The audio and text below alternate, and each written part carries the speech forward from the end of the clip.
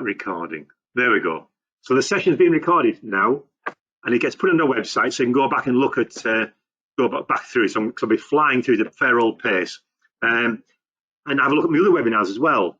Though I always seem to get good attendance on my webinars because I'm showing you guys like what you're doing on a daily basis, and you know, stuff that you need to know. You're just doing your day-to-day work. So I'm running through a quick PowerPoint first of all, let you know a bit about the company, a bit about me, and then we'll jump into AutoCAD. Okay. Oops. Next slide. Here we go. So, come on, oh, that's great, isn't it? Can't even get to my next slide. There we go. That's me.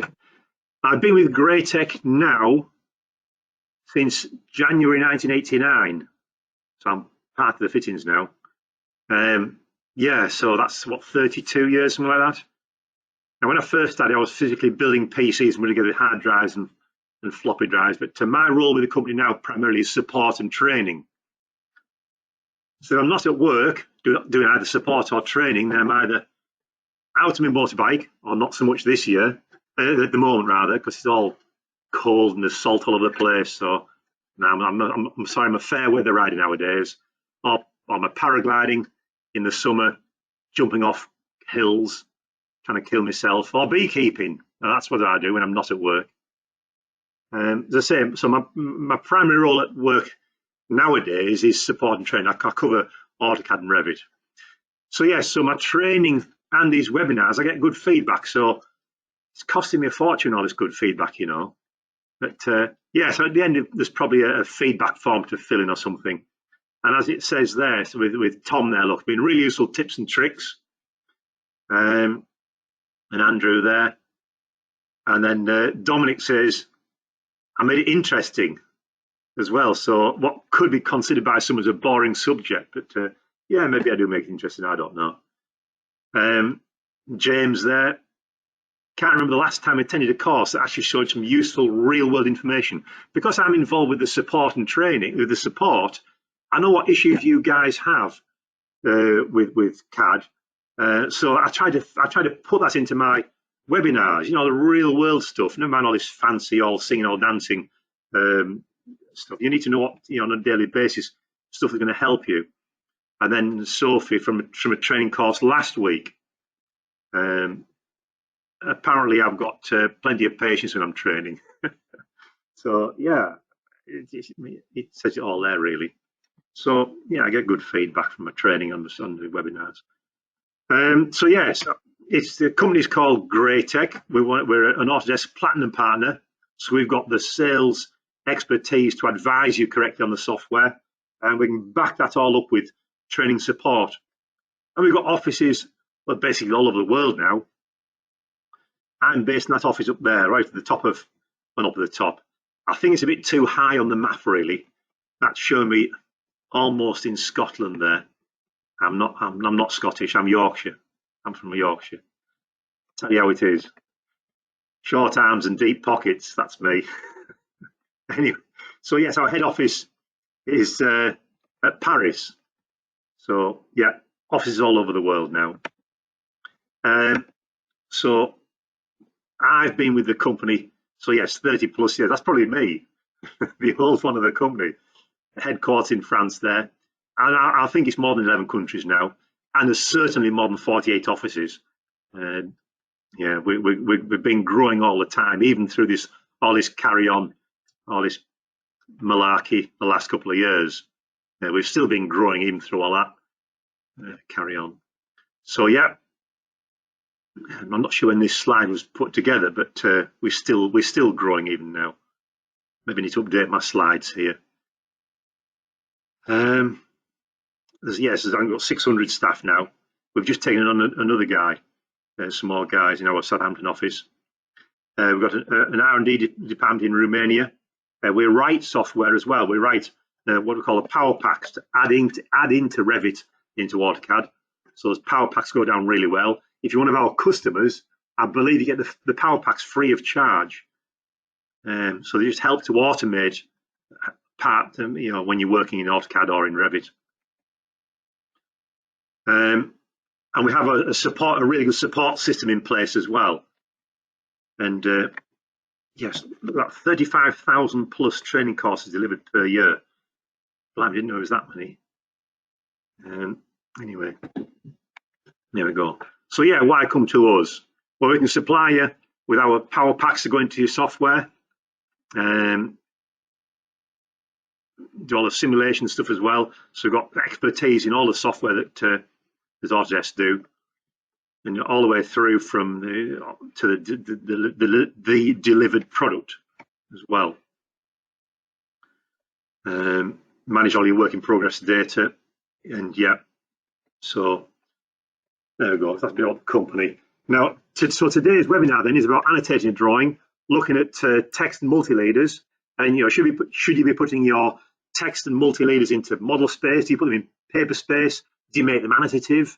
I don't really know how annotative objects work, but I'll show you that as well. Look at all the different options you have, and you can. So if you know what all the options are, then you can make a considered decision as to which way you're going to go: model space, paper space, or annotative. Looking at creating some annotative styles as well. Now, looking at different annotation styles as well, and also transferring from drawing to drawing. Once you set up a style, then you don't need to create it again. I often see people are sat there remaking styles in a new drawing. You don't need to. You just transfer it from drawing to drawing. Ideally, set up a template file. But if you're receiving other people's drawings, it won't have your styles in it, will it? When you receive other people's drawings. And nowadays, drawings are passed around from the structural engineer, from the civil engineer, and you receive it, and you've got to start annotating. It's passed on again. So it won't necessarily have your styles in it. So I'll show you how to transfer them. So setting up text and multi-leader styles, and I'll show you how to annotate in model space, in paper space, or annotate annotatively. Why do I type these big words in there? And then formatting options for text, bullets, indents, columns, and that kind of thing. Search and replace functionality, and importing text as well. If you're putting standard notes onto a drawing file, don't type them out every time. Just store them away in a document and import the text when you need it. And looking at some enhancing tools for multi-leaders, that's things like grouping them together, adding extra leaders on, aligning things, just tidying the drawing file up. And a command called change space. I don't know if anybody uses it, has heard of change space, but you can transfer objects between paper space and model space, and vice versa. So if you receive a drawing file and all the dimensions have been in paper space, and you have dimensions in model space, you push them through with change space, or push them the other way as well. So I'll show you how to do that as well. Okay. So at the end of it all, then I'll put my email address on the page as well, so you can drop me an email if you want to know a bit more information or your issues with the drawing file. Just let me know, and I'll see if I can sort it out. I mean, some of you might already have support contracts in place. If it's a quick, easy one, if you want online training, that's a different issue. Starting from scratch. But yeah, if you've got one of your drawing files, just email the drawing file over. I'll have a look at it. If you get past the gatekeeper, I'll answer your questions. There you go. Shh, don't tell Claire, she's listening in. Right. Okay, let's have a look. Come on to that one, come on to that, close that, come on to that, and close that one. And in the background, I've got AutoCAD open. There we go, we're in AutoCAD. Now I'm in AutoCAD 2022 here, but everything I'm showing you is applicable. You can do it in any of the versions that I can think of. Yeah, it'll work in any of the versions really. Anything from, I don't know, AutoCAD 2012 upwards. So I'm pretty sure that most of you will be up on that version. So yeah, setting up styles.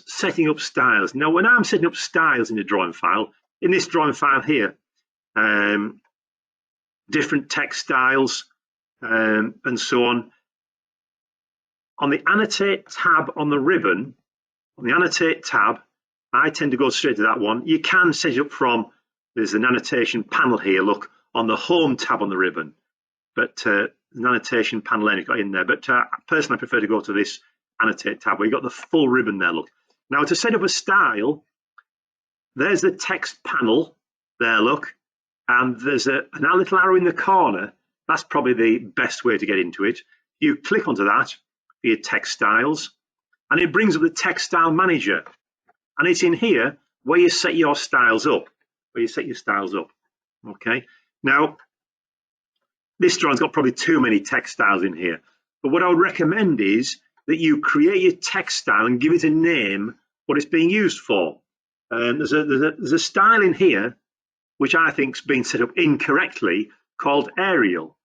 And the trouble there is, it's all too easy for somebody to create a new text style called Arial. Now, don't forget, a text style is really just a collection of settings. It's a collection of settings. So those settings are the font it uses, the height, the width factor, a bleaking angle, upside down, back. There's a whole host of settings there that go together to make the text style. Now, don't fall into the trap of calling your text style the same name as the font, because that can get very confusing. So there, for example, somebody, it's probably me actually, somebody has made a new text style called Arial, and they use the font called Arial. You might think to yourself, well, okay, well, what's wrong with that? What's wrong with that? Well, watch. In here, look, if this drawing gets passed to somebody else, there's nothing stopping them coming to here and saying, well, make this a font style called, a font called Times New Roman. Now, how confusing is that? So now I have a text style called Arial that uses a font called Times New Roman. Now, if their office standard, where I've sent this drawing to, their office standard was to use Arial font, and when they're typing away in AutoCAD, it's coming up with this Times New Roman font, then they're going to think there's something wrong with their AutoCAD if they don't understand text styles. So then they call in the IT department. And the IT department, I don't know what your IT departments are like, but the IT department will look at the drawing file and think, okay, well, yeah, there must be something wrong with the font on your machine here. So then they start reinstalling Windows fonts, and then it all gets really messy. So I would recommend that you create the style and give it a name for what it's being used for. In here, for example, there's a style called Schedule Data, Schedule Header, and Schedule Title. And those text styles are used for the schedule title blocks. We'll just cancel that. The schedule title in there, look. For your schedule title, your schedule header, and your schedule data. So you can see it's using different text styles for those different areas. So yeah, give it a name for what it's being used for in there. So I'm going to rename this one. So right click rename and call it, I don't know, notes or title block or details or whatever. Give it a name relevant to what it's being used for. Okay. So there's notes. So it's using there's your fonts, and it'll have the Windows fonts in here. So there's a list of Windows fonts. You can install your own fonts, but don't forget, if you install your own fonts into your machine, because that's your office standard, if you send your drawing off to somebody, they won't have the fonts. So when you send the drawing across to other people, you need to send the Windows fonts as well. I'm not going to go into how you send them out, because you can, well, I'll mention there's a tool called eTransmit. I did it in one of my other webinars. eTransmit will take your drawing file and fonts, images, XREFs, plot styles, a whole lot, and send it off. eTransmit, don't forget that. So yes, if you send your drawing to somebody else, it's got special fonts in it. When they open it, it'll say, can't find font so-and-so, substituting this for this. And it will replace your fancy font for one of the Windows standard fonts. Now, you might think, well, that's okay. The trouble is there, the Windows standard font might be a different kerning or different width aspect ratio for the lettering. And you end up finding all your title blocks are spilling out and nothing fits anymore. So just be careful if you start using special Windows fonts. Okay. Now in here, if you're creating a new one, I'll just say, I'll create a new one. Look, I say new. That's what you want to call it. Just call it test. Do an OK on that. So I've got a new text style there called test. It's using a font called Arial. Now in here, you can make it annotative if you wish. So what does it mean, annotative? Well, if it's annotative, then it can scale up and down based on the viewport scale. So if your viewport scale is 1 to 10, it will scale the text up or down, so it'll print out at whatever height you put in that box there. Notice when you tick this box to say make it annotative, that it in here where it says height, it changes it to say paper text height. What that means in essence is that it should say really something along the lines of plot height. What height do you want to print it out at? And you put in the size that you want to see on the printed sheet. That's what it boils down to, this annotative business. It's the size you want to see on the printed sheet. So you want your text to appear 3 mil high, you put in 3 mil there. I'll put 4 mil in there. I'm going to put 4 mil in there, look. So I want it to print out 4 millimeters high on the printed sheet. Ignore the scale of your drawing. Ignore the scale of drawing. That's taken care of with this annotative business. Okay, so there we go. You tick the box. Now, the beauty about this is you can go to any text style you have on old historical drawings and you can make them annotative just by ticking that box. So it's just dead easy. So if you use the same font and everything else, you just tick that box and tell it how high you want it to print out. You get a preview down here as well, look. So you can set the width factor, and if I make it 2, look how it stretches it out, or 0.5, it narrows it down in there. So you get a little preview here. I'm going to set it back to 1. If it's not an italic font, you can put in an obliquing angle of, I don't know, 5 degrees in there, look. So you can tilt the text over if you want. So there we go. That's how you set up a style. Pretty straightforward. The thing to remember is that if in here, look, is your paper text height if it's annotative. If it's not ticked, then you can still put it in at that height, or you can leave it on 0. Now, if it's on 0, when you use it, it'll say what height do you want it. What height do you want it? So basically, that's just setting a default. That's setting a default in there. Okay. So, but you can obviously change at any point. You can change even this paper space business. You can change in there. So I'll set that back to. I'll make it 4 mil on there. So I made a style there called test. It's set to be annotative. It's going to come in 4 mil high with an Arial font. Okay. Apply that, and then I'll do a set current to make the current text style and close that. Okay, right. I want to make another one as well. I'll make another one. So I made that one called test. I'll make a note what I called it.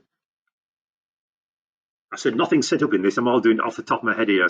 I just haven't had time, being so busy training. I'll make another font, and I'll call it test 2. There we go. In fact, just to remind me, I'll make that one to be not annotative, so untick that. I'll set that height to 0. And the test one, I'll save the change to that one. The test one, I'm going to rename that one. I'm going to call it test anno, just to remind me. There we go. So save that. So we've got test 2, which is the normal, not annotative style, and test anno, which is annotative. Okay, so let's do those. So set current and close on that one. Now up on the text panel here, look, this is where you can set the current text style. Okay, so the pull down list there, and it gives you a little preview in there what they look like. I've got too many in this drawing file really. So there's test anno with a little propeller symbol next to it. Does anybody know what that propeller symbol? You're all muted. That little propeller symbol is the same as this propeller symbol down here. Look, and that's it. I often in the training course ask people what it represents or what they think it represents, and I get all sorts of weird and wonderful answers. Is it one of those throwing star things? Or no, it's not. Nothing as exciting as that. Cross section through an old triangular scale rule. Remember those scale rules you turn around with the different scales on? Show me age now, aren't I? Yeah, dear me. Yeah, so those triangular scale rules, that's what that's supposed to represent. Down there, look. Right, so I'm going to set test 2, the non-annotative one current. Okay, Now, so if I want to place that text in the drawing, I've got two ways of putting the text in. I can either use what's called multi-line text or single line text. Okay. Now, underneath this floor plan drawing here, this is a block of multi-line text. There it is, look. Some people call it paragraph text for obvious reasons. It's a block of text, look. Multi-line text, okay? And it's got four grips around it as it stands at the moment. So the grip at the top left, that's the location grip to move it around, look. Top left when it's highlighted. The grip at the top right, this is your page width or column width. If I drag it in like that, look, it'll rewrap it. So that's really useful on a drawing file. Useful if you want to make it fit into a notes column, for example. Make it fit into a notes column. Okay. Let me just check the properties of this one. Let's see, we've got columns turned on. So I'll turn columns on. I like to have it as dynamic columns. So yes, so if I just drag it back down again. So if you drag it in on your page width, it changes the width of the column there, look. At the bottom there is an arrow. This arrow here is your column height, if you like. If I push that up the screen, it'll split it into several columns. There we go. Split into columns. And I can change the spacing of the columns like that. Or I can change the column width again and narrow them all down. So several grips with the multi-line text. Okay. Several grips of the multi-line text there. Okay, now the text underneath these window styles, this is single line text. As you can see, it's got one grip on there, one location grip. Okay, and as you move it around, you can see they are completely separate individual lines of text there. Okay, now if I want to place some single line text, here we go. I want to change the text style to the what I've created, which is a test anno. No, the test 2 rather, test 2. So this is straightforward, straightforward single line text. So on the pull down arrow on the split button there, look, select single line text. Reading the command line, it tells you your current text style. You must keep your eye on the command line. The current text style is text 2. It says the current text height is 100. Okay, now, how do you determine how high to put the text in? Well, if you've got a viewport, or you're going to create a viewport at a scale of 1 to 100, and you want this text to print out 3 millimeters high, you have to put it in at 300 high. So in your 1 to 100 viewport, it'll print out 3 millimeters high. So you're going to start thinking about these calculations. Now, I did a nice easy calculation there because I'm not very good at mental arithmetic. So it's 1 to 75 and you want the text to be 2.5 millimeters high. I have to get a calculator out. Anyway, that's by the by. So yes, down there it says the text height is 100. And it says, where's the start point?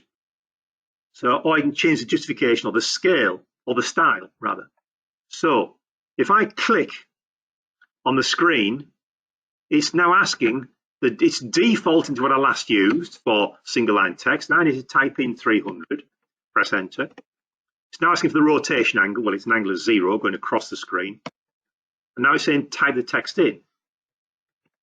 This is 300 millimeters high. Okay. Now, as I type, it would carry on across the screen, can keep going and going and going right to the edge of the sheet of paper. So this is just single line text. When I hit the enter key, it goes to the next line of text underneath. This is another line. Although it's in the same editing session, when I hit the enter key twice, twice, it creates two distinctly separate lines of text there, look. There's one there, look. Yeah, and there's one there. Now, these are separate individual lines of text, okay? Now, if you have the full version of AutoCAD, there should be a tab there called Express Tools. Now, single line text, you haven't got many formatting features, whereas the multi-line text is very much like Word. But if you have the Express Tools tab up there, look, you can say convert single line text to multi-line text. If I click on that and I click this piece of single line text and this piece here and press the enter key, it makes it into a block of multi-line text, look. And it's got all the formatting features that you've got with multi-line text. So I converted that using the command txt, the number 2, and then mtxt. That's on the Express Tools. Okay, so it's multi-line text now. Okay. Right, to go the other way, there's a block of multi-line text. If I just explode that, that's now separate single lines of text, i.e. single line text. Okay, so you can explode multi-line text to single line text or use the text to M text. By the way, that doesn't work in LT. The Express Tools is only the full version of AutoCAD. Yeah, okay. Right, so that's setting up a style then. So, and also annotating in, if I just explore that again, annotating in model space with single line text to work out what's my viewport going to be. Right, what about annotating with the annotative text? Annotative text. Okay, now I've got some viewports set up on here, and I'm not going to go through setting up viewports and viewport scales. No, that's a different topic. I've done a webinar on it. I need to do a new one actually, another webinar, because nowadays you should be using saved views. You know, you don't make viewports anymore and go through that malarkey. You do with saved views. That's a different another day. Right, here's the problem. Here is the problem. I'm going to show you using ordinary text, if you like, non-annotative text on a drawing file. So the floor plan of a building here with a viewport there at the top. That viewport is 1 to 50. This viewport here, bottom left, is 1 to 10. And I've got a viewport here, that's also 1 to 10. I'll do this one here. There's one there, that's 1 to 5. Now the viewports are locked, by the way. If I zoom in here, can you see this text in this wet room? And it says wet room, it's room number 12 and it's 4 meters squared. Okay, and it prints out in that viewport there about 4 mil high. The room label is about 4 mil high. Now the problem is when you zoom in, of course, the text gets massive. Text gets massive in this other viewport here. So what are the options? Well, the options are to either make this text annotative, so it will change size in the viewports to suit the viewport scale and print out 4 mil high, or you label it up in paper space. You annotate the drawing in paper space. Right, so this drawing here has been obviously annotated in model space, but what if I want to annotate in paper space? So with paper space, you just put it in on the sheet of glass across that viewport. Now, if I do that, of course, it won't appear in the multiple viewports then, will it? So you can then just copy it around. So I would put the text over this viewport here and copy the text and place it over this viewport as well at the 3 or 4 millimeters high. What I'm going to show you here is how to convert, how to change an object from paper space to model space. So if I go to this viewport here and I unlock this and I can pan across to find that text I put in a moment ago. There you go.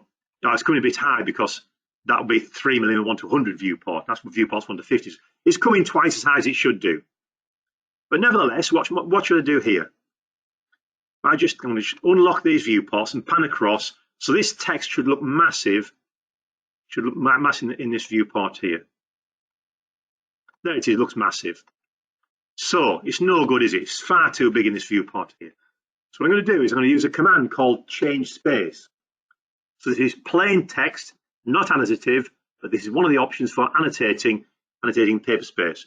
So I could place it in paper space. What I'm going to do here is I'm going to pull it through. I'm going to pull it through this viewport. Excuse me.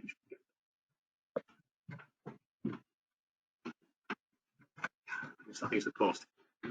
So I'm going to pull the text through in this viewport here. So it should theoretically disappear from this viewport here. It should disappear from this viewport here.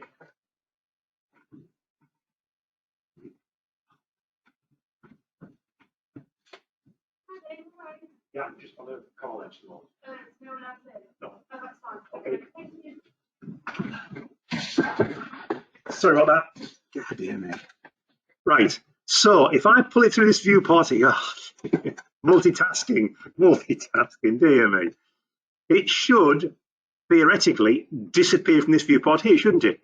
Watch, here we go. It's a command called change space. Now, it's one of those little hidden commands in AutoCAD that I've picked up, and I tell everybody when I'm training in my 35 years of using AutoCAD, change space, C-H-S-P-A-C-E, change space. Here we go. And if I pick this text here in model space and press the enter key, it says which viewport you're going to pull it through. Well, it's in the current viewport, so if I press the enter key now, there we go, it's now in paper space. There we go. If I select in paper space and move it around from there across to there, it's in paper space, look. I pulled it through in paper space, and now that text, it was 300 millimeters high, wasn't it?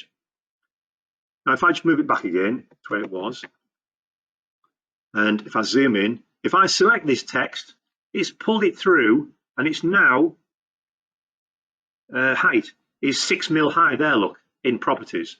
So it converts it to the right height. Now that's really useful, that, because if I go, if I want to annotate up in another viewport, I can just copy it from there, for example, and copy across it. So I'm placed it over the other viewports. Yeah, in paper space. Now it's also useful, this change space. Supposing I go into a viewport here, and I set the viewport scale in this viewport here to be 1:75 or some really weird scale, 1:75. So that's 1:75 in that viewport now. I'll lock it, go to paper space, and if I select this text here in paper space and set the height to 2.5 mil, there you go, that text is now 2.5 mil high. So without grabbing a calculator now, I can push that back into model space in my 1:75 viewport, and it will still print out 2.5 millimeters high. So C-H-S-P-A-C-E, change space, pick this 2.5 mil text, which is in paper space, press the enter key, and then pick the viewport. There we go. That text is now in model space. So 2.5 mil high in a 1:75 viewport. What does the height have to be? I have no idea. But if I select it and look at properties, it needs to be 187.5 high, apparently. So there, it works it out for you.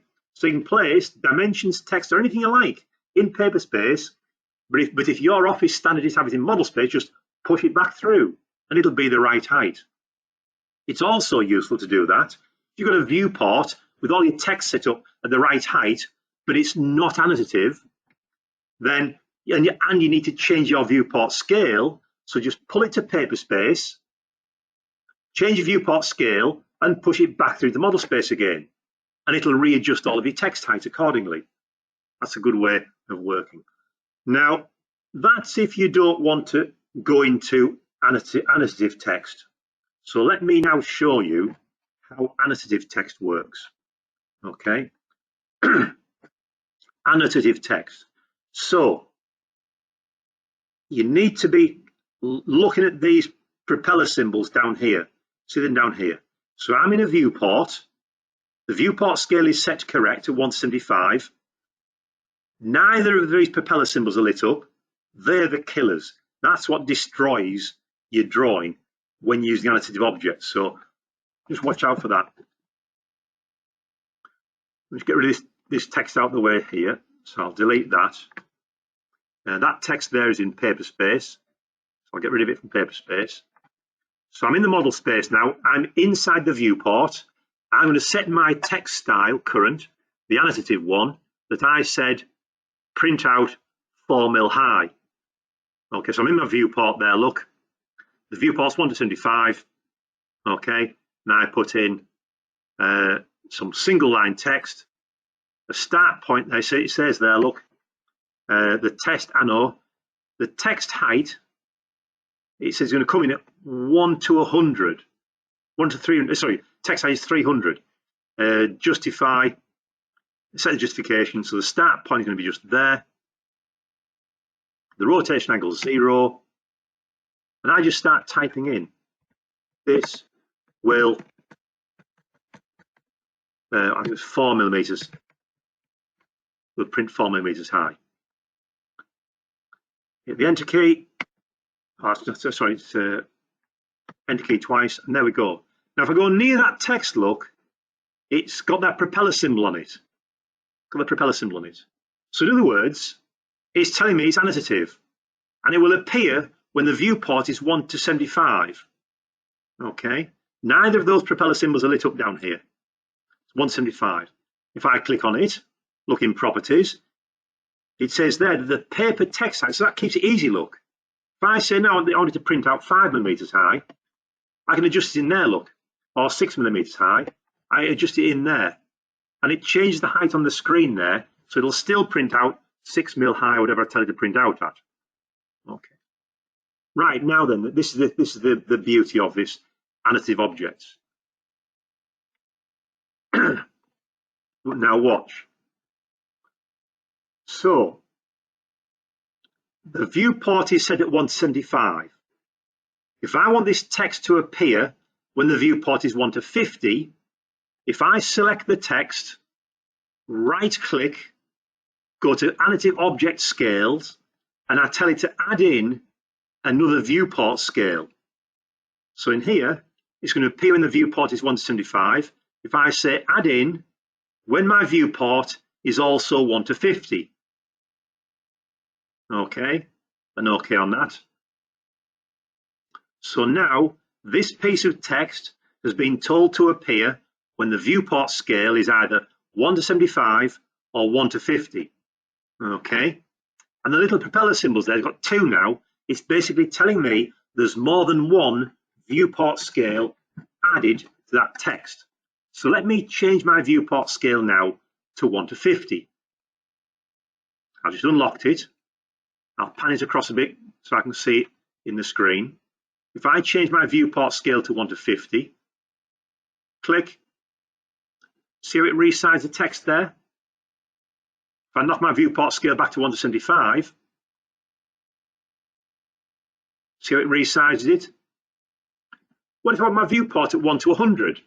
If I pick this text, right click, Annotative Scales, add delete scales, and add in a scale of 1 to 100. So I've added to this one object a scale of 1 to 100. So if I set my viewport scale to 1 to 100, the text resizes, so it still prints out 6 millimeters high. Okay, 1 to 75, and 1 to, was it 1 to 50? There you go. So what if I set a different scale? What if I say make a scale of 1 to, I'll have to pan it across. I'll make a scale of 1 to 20. If I say make the viewport scale 1 to 20, watch the text. It disappears because that text hasn't been told to appear when the viewport scale is anything other than 100, 75 or 50. So what are the implications of that? Well, if I set my viewport scale to 1 to 100, I'm going to pan across a bit, and pan across, whoops, in the viewport, pan across. At that viewport scale, I can have some of the dimensions or some of the text appearing, just like an overall dimension, maybe the room names in there. But when I set my viewport scale to say 1 to 50, and I zoom in closer in another viewport or this viewport, then other text can start appearing, other dimensions start to appear. Because I'm changing the scale. Yeah. If I go to say 1 to 20, I have the room labels all showing and labeling all the furniture and labeling the sanitary and such like. So different things appear when I go to different scales. Now, as I said before, watch out for these buttons down here. Watch out for these buttons because they can mess your drawing up big time. Okay, if I go to 1 to 100, there you go, 1 to 100. There's 1 to 100. Now, the particular button that causes the problems is this button here, look. The one with the lightning flash on with annotative objects. And as it says there, it says it adds scales. That's whatever I change the scale to. It adds all the scales to all the annotative objects in the drawing file if I change that scale. That button is now active. And watch how quickly you can mess the drawing file up. If I change my scale to say 1 to 200, if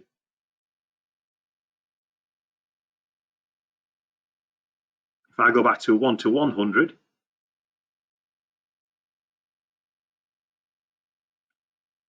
have I taken these annotative objects off here? Where's my 1 to 20? That's interesting. Oh, that's trying to do something there. It's actually not messing my draw as much as I thought it would do. There we go. Okay, I must have been zooming in so far you couldn't see what was going on. But there, my drawing now, I've just trashed it by clicking these buttons down here. It's this button here in particular, adds all the scales to all the objects. Right, let me just do a few undos there before I trash the whole thing completely. Undo. There we go. Yeah, watch out for those buttons down there. They do quickly mess a drawing file up. There we go. Right. So importing text, and if you've got standard notes, importing text. Oops. I'm going to change back to model space. I guess I'm in model space here. And I'm going to set it's the style called test anno, and I'm going to go into the multi-line text editor. So in the multi-line text editor, this is like Word. Now, when you click that button for the multi-line text editor, you need to keep your eye again on the command line down there. It tells you what the text style is, and it tells you what the current text height is as well. Okay, now it's all dependent on this scale button here. Now, this scale button here now is not a viewport scale, it's what your annotation scale is. Okay, what your annotation scale is. So you would set this depending on what viewport you want to just appear in. So my viewport was 1 to 50. So I've set that at 1 to 50 there. Oh, I need to set that first. Go to my multi-line text command. It says the text is going to come in at 200 high because it's annotative, and I pick the first corner point. And you get a preview next to your cursor as well. If you can't see the preview, then your text height is set wrong. So you click one corner. On the command line, you have the option to change the height, justification, line spacing, and so on. All these options down here for when you place the text. So you're basically defining a window into which you're going to write your text. So click the other corner of that block of text, and there we go. And the ribbon changes to the multi-line text editor look. And the ribbon has all the settings up there for making the text bold, italic, setting the font, bullets and numbering, line spacing, justification there. It's all in there. And it's very much like Word. It's very much like Word. In fact, it's so much like Word, if you have a Word document, you can copy and paste from the Word document into this box here. So, oops, click in the box there. This is multi-line text. If I type in there, look, it appears, comes up on the screen, and it word wraps in that box there. Now, if you have some a Word document, you copy and paste into here.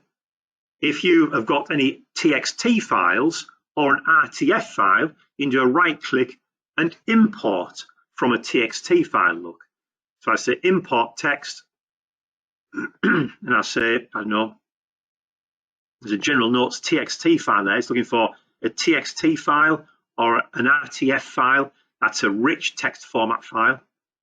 So general notes, open it up, and it brings it all in, look.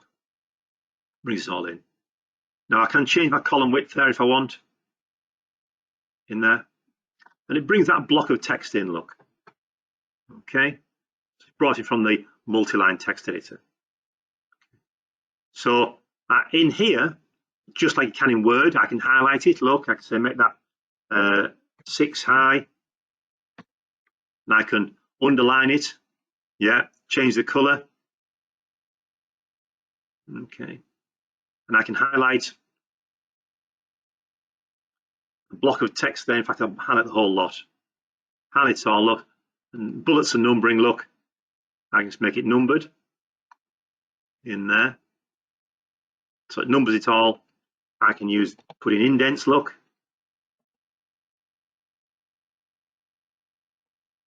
Oops. There we go. There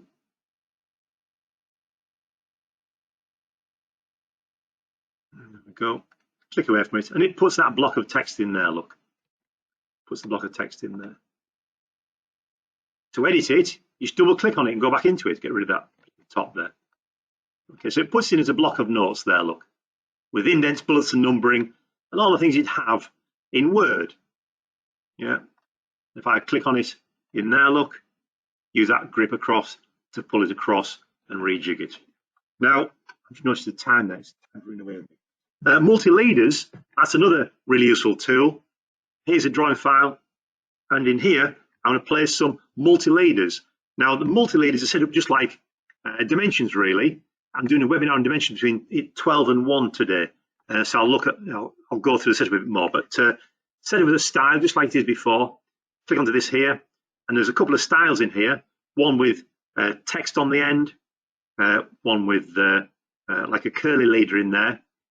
And if I go on to my A3 tab here, so placing multi-leaders, various tools, big button there, look, make sure you're on a text layer first of all.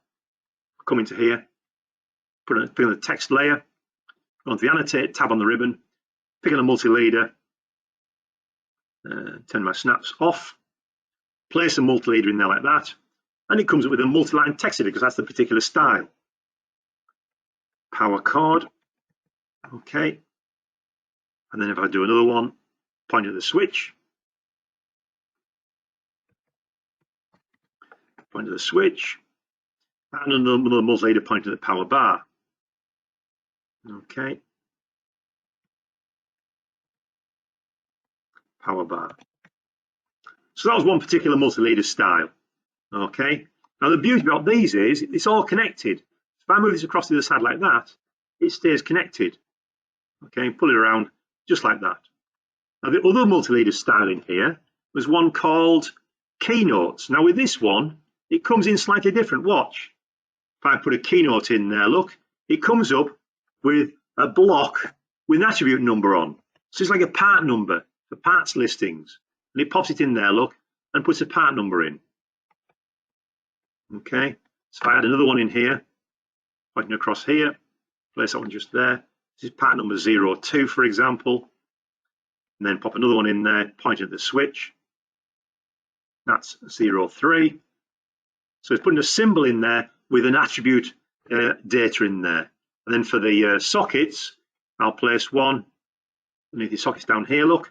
It's part number 04. Pop that one in just down there. And then look at the other tools, I can say add an extra leader onto an existing multi-leader. There you go, pop one to there, look. And on this one here, need to point to all those extra sockets, pops them in there, look. Yeah. And you can pull this around on the screen. So grab the grip there, pull it around, and it reorders them all, look. It's really cool where they work. And to line these up, I haven't done a very good job of lining them up there, look. One of the options there on the ribbon is to align them. So if I say align these, now I don't like using the default alignment tool, the default alignment option. I prefer to go into the options down there and change the alignment option to one called distribute. I say distribute these leaders between these 2 points like this, look. Distribute between those 2 points there like that. And pull that around. There we go. Yeah, it just lines up nicely, doesn't it? But I mean, they're really useful, these multi-leaders. If I pick those two, look, you can grab that there, look, and pull that. And I'm just going to double click on the text to edit it. Yeah. Then seal along edge, for example. Seal along this edge and add an extra leader to this one here. Seal along this edge or backfill this trench. Yeah, it's really useful. You're going to grab this. I can pull this across to there. And it all stays connected. How cool is that? So they're multi-leaders. Question is, how do you transfer these from drawing to drawing?